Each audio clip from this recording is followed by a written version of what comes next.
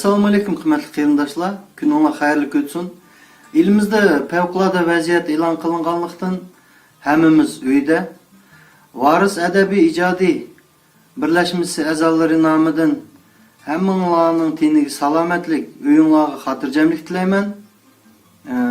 Şundaqla bugünkü günde aldınqı septe ömrünü doğu tikip jürüvatkan akhalatlık evzel canla tibbi xadımlarga kolları kuvvet işlerine utuq tileymiz.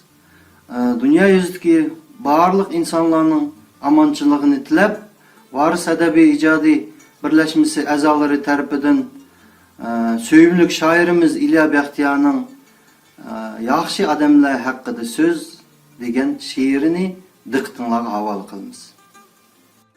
Şəhərgə uzdarda anam mana, aldığa oltarğızıb mundaq degan. Uçurashsa yaxshi odam balam sana, ishini, mijozini, aqlin o'rgan.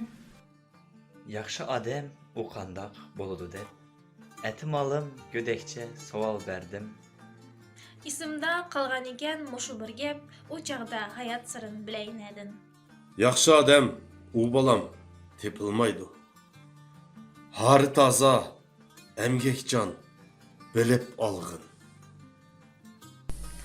Yaxşılıq o degenin setilmaydı, қолға түшсе ömrünge saqlap qalğın. İnstitut bosuqsun atlap kirdim, bilimning bir ishigin açtım o deb. Uchrashgan her odamga qarab жүрдім, anam aytgan, shu jonmu, boshqamu deb. Kunlar o'tdi, yil o'tdi, to'xtamdigan, ulluqqul asli do'stlar ana so'zi.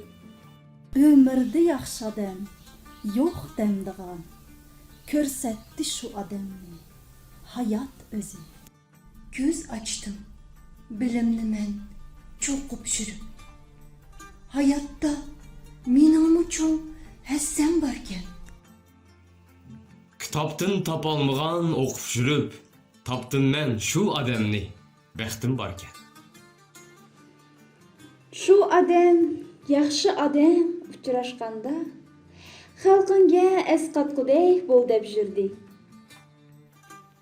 Ba'zida hayotda men putlashganda tuzitib qo'ltig'imni yulab yurdi.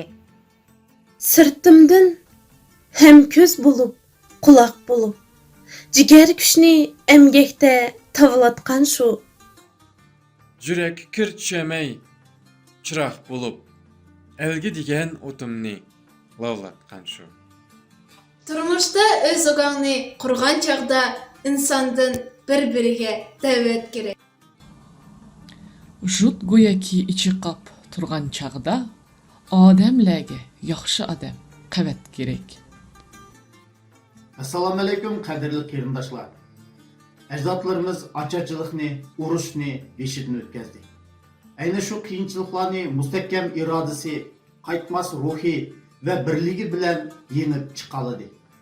Bugungi kunda Tojikiston virusining dunyoga tarqalish munosabati bilan elimizda favqulodda ahvol jaqalandi. Bu qiyinchiliklarni biz birga yengalaymiz. Bu davolardan hammamiz birlikda o'talaymiz. Biz hammamiz birga bo'laylik. Kuchimiz faqat birlikda.